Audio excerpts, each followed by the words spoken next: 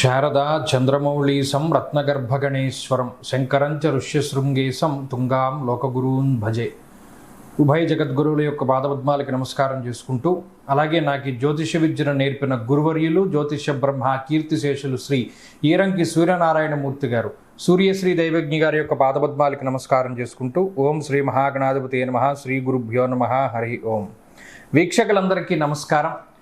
August మాసమందు ఏ విధమైనటువంటి గ్రహస్థితి ఉండబోతూ ఉన్నది, అలాగే ఆగస్టు నెలలో ఉండేటువంటి కుజగ్రహ మార్పు లేదా శనేశ్వరుని యొక్క వక్రగతి ఫలితము లేదా రవిగ్రహ మార్పు ఇత్యాది ఫలితాలు ద్వాదశ రాశుల మీద ఏ విధమైనటువంటి ప్రభావాన్ని చూపించబోతూ ఉన్నాయి, లేదా ఆ నెల రోజుల పాటు ఏ విధమైనటువంటి గ్రహస్థితి వల్ల ద్వాదశ రాశుల వారు ప్రభావాన్ని పొందబోతూ ఉన్నారు అనేటువంటి విషయాన్ని చాలా క్లుప్తంగా ఈ వీడియో ద్వారా తెలుసుకునేటువంటి ప్రయత్నం చేద్దాం. ముఖ్యంగా ఈ శాస్త్ర సంబంధమైనటువంటి విషయాన్ని అతి పురాణ గ్రంథమైనటువంటి గోచార దర్శిని వంటి ఉత్కృష్టమైనటువంటి గ్రంథం ఆధారంగా పూర్తి శాస్త్ర ప్రమాణాలతోటి ఈ విషయాలన్నింటినీ కూడా చెప్పడం జరుగుతూ ఉన్నది. ముఖ్యంగా ఈ ఆగస్టు మాసంలో ఉండేటువంటి గ్రహస్థితిని గనక గమనిస్తే, ఆగస్టు 2వ తారీఖున ఉత్తరా నక్షత్రం 2వ పాదంలోకి శుక్రుని యొక్క సంచారము జరుగుతూ ఉన్నది. అనగా శుక్రుడు తన యొక్క నీచక్షేత్రమైనటువంటి కన్యలోకి ప్రవేశం చేస్తారు ఆగస్టు 2వ తారీఖు నుండి. తదుపరి మాసం అంతా కూడా ఆయన అక్కడే సంచారం చేస్తారు. అలాగే 3వ తారీఖున మృగశిర నక్షత్రం 3వ పాదంలోకి కుజుని యొక్క సంచారం జరుగుతుంది.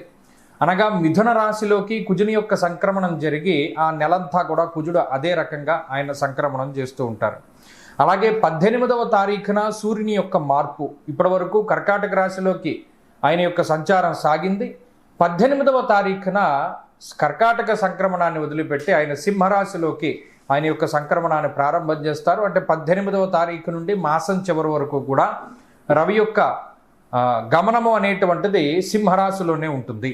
ఆ తదుపరి మాసం చివరిలో 23వ తారీఖున మఖా నక్షత్రం 1వ పాదంలోకి బుధుని యొక్క సంచారం జరుగుతుంది. అంటే ఈ మాసంలో చాలా రోజుల పాటు కర్కాటక రాశి అందే సంక్రమణం చేసినటువంటి బుధ గ్రహము నెలాఖరులో 23వ తారీఖున సింహంలోకి మారుతారు.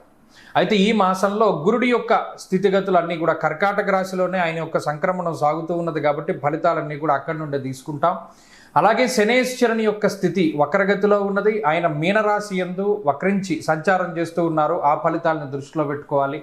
కుంభరాశి యందు రాహు ఉన్నారు. అలాగే సింహమందు కేతుగ్రహం ఉన్నటువంటి పరిస్థితుల్లో ద్వాదశ రాశులపైన ఈ గ్రహస్థితి ఆగస్టు మాసమందు ఏ విధంగా ప్రభావాన్ని చూపించబోతూ ఉన్నది. మరీ ముఖ్యమైనటువంటి విషయం, ఆగస్టు మాసంలో మనకి అనగా భారతదేశానికి ప్రత్యేకించి కనబడేటువంటి గ్రహణములు కానీ లేదా మరి ఏ ఇతరమైనటువంటి దుర్నిమిత్తములు కూడా కనబడడం లేదు. కావున ఎటువంటి గ్రహణ నియమాలు కూడా మనం పాటించవలసినటువంటి అవసరం లేదు. ఈ విషయాలను కూడా మనం దృష్టిలో పెట్టుకోవాలి. ఇక ఫలితాల విషయాన్ని మనం చూద్దాం. మిథున రాశి వారికి ఈ మాసంలో సానుకూలమైనటువంటి ఫలితాలే గోచరిస్తూ ఉన్నాయి. కారణం 12వ భావంలో ఉండేటువంటి కుజుడు జన్మరాశిలోకి వచ్చారు. ఇక్కడ కుజుడు మార్పు వల్ల ఈ రాశి వారికి వచ్చిన ఉపయోగం ఏమీ లేదు. కానీ ఇక్కడ 2వ స్థానంలో ఉండేటువంటి గురుడు యోగిస్తూ ఉండగా, కుజుడి యొక్క స్థితిగతులు జన్మరాశిలో ఉండగా రవి యొక్క మార్పు 3య స్థానంలోకి జరగడం ఒక మంచి విషయము. దశమంలో ఉండేటువంటి శనేశ్వరుడు వక్రగతిన సంచరిస్తూ ఉండడం ద్వారా అటు వృత్తికి సంబంధించినటువంటి వ్యవహారాలు లేదు, అది సప్తమాత్ చతుర్థ స్థానము అంటే మీ భార్య గారి యొక్క తల్లి గారికి సంబంధించినటువంటి విషయాలు ప్రభావితం అవుతూ ఉండడాన్ని కూడా గమనించవచ్చు. ఇది చాలా ముఖ్యంగా గమనించాలి. అటు ఉద్యోగ సంబంధమైన వ్యవహారాలు లేదా మీ భార్య గారి పుట్టింటి తరఫున వ్యవహారాలు కొంత మీరు చక్కబెట్టవలసినటువంటి పరిస్థితులు ఏర్పడతాయి. ఖచ్చితంగా వారితో మాట్లాడవలసిన పరిస్థితుల్లో లేదా వారితో ఏదైనా కొంత చర్చలకి వెళ్ళవలసినటువంటి పరిస్థితుల్లో ఇటువంటి వాటికి ఎక్కువ అవకాశం ఉంటుంది. అది ఈ మాసంలో కనబడుతూ ఉంటుంది. అలాగే మిథున రాశి వారికి 18వ తారీఖు ముందు ఉండేటువంటి వాతావరణం కొంత ఇబ్బందికరంగా ఉంటుంది. కారణం ఏమిటి అంటే, ఈ రాశి వారికి ఉన్నటువంటి స్థితిగతుల్లో జన్మరాశి స్థిత కుజుడు 2వ స్థానమందు ఉండేటువంటి రవి, అటు 2లో ఉండేటువంటి రవిగ్రహము ఏదైనా చెయ్యి ఫలితం మాత్రం శూన్యం. నిష్ఫలం కృషి వాణిజ్య విత్తరాశి గతేరవౌ. రెండులో రవి ఉంటే మీకేం ఫలితం ఉండదు, నువ్వు ఎంత కష్టపడ్డా ఫలితం రాదు అని స్పష్టంగా చెప్పారు గోచారంలో.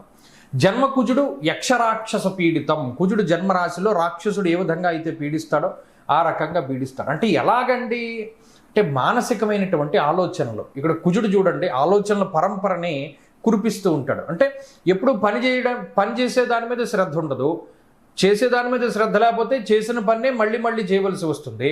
అలాగే రెండవ స్థానంలో రవి ఉన్నప్పుడు మరి మళ్ళీ చేస్తున్న పని వల్ల మీకు ప్రయోజనం ఏముంది? నిష్ఫలం కృషి వాణిజ్య. అలా రెండు గ్రహాలు కూడా మీ మీద ఫలితాన్ని ఇస్తాయి. అంటే ఎక్కడికో వెళతాం, ఏదో పని మీద వెళతాం, దానికి కావలసిన ముఖ్యమైనవన్నీ ఇంట్లో మర్చిపోయి వెళితే దానివల్ల ఉపయోగం ఏముంది? కాబట్టి ఇటువంటివన్నీ జరుగుతూ ఉంటాయి. చేసిన పనినే మళ్ళీ చేస్తూ ఉండడము, దాని ద్వారా మనం పడ్డటువంటి కష్టానికి తగినటువంటి ప్రతిఫలం రాకపోవడం లాంటివి ఈ మాసంలో ఎక్కువగా కనబడుతూ ఉంటాయి. అది ఒక్కటి మిథున రాశి వారు చాలా జాగ్రత్తగా గుర్తుపెట్టుకుంటూ ఉండాలి.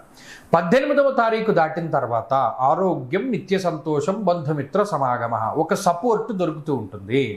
అంటే ఇప్పటివరకు మీకు ఏ విధమైనటువంటి సపోర్ట్ లేనటువంటి తరుణంలో మిథున రాశి వారికి 18వ తారీఖు దాటిన తర్వాత సపోర్ట్ దొరుకుతుంది. తద్వారా జీవితంలో కాంప్లికేషన్స్ అన్నీ కూడా చాలా తగ్గుముఖం పడుతూ ఉంటాయి. అందువల్లనే ఈ మాసంలో 18వ తారీఖు ముందు ఉండేటువంటి పరిస్థితుల కన్నా 18 తర్వాత పరిస్థితులే బాగుంటాయి. ఆ విషయాన్ని దృష్టిలో పెట్టుకోవాలి. సరే, ఈలోపు ఉండేటువంటి వాతావరణం అంటే ఉద్యోగము, వ్యాపారము, ఆరోగ్యం ఇవి మెరుగుపడుతూ ఉండడానికి ఏం చేయాలండి అంటే ఎక్కువగా సుబ్రహ్మణ్య ఆరాధన చేస్తూ ఉండాలి. ఈ నెలలో షష్ఠి తిథులు వస్తూ ఉంటాయి. ఆ షష్ఠి తిథి వచ్చినప్పుడు చక్కగా ఉపవాసం చేయడం కానీ, సర్పసూక్తంతో అభిషేకం చేసుకుంటూ ఉండడం కానీ, లేదా సుబ్రహ్మణ్య క్షేత్రాన్ని సందర్శిస్తూ ఉండడం కానీ చేస్తూ ఉండడం ద్వారా కూడా గ్రహస్థితి మెరుగుపడుతుంది. ప్రతిరోజు సుబ్రహ్మణ్య కరావలంబ స్తోత్రాన్ని కానీ, సుబ్రహ్మణ్య భుజంగ ప్రయాత స్తోత్రాన్ని కానీ వింటూ ఉండడం ద్వారా కూడా చాలా మంచి ఫలితాలని పొందగలుగుతారు.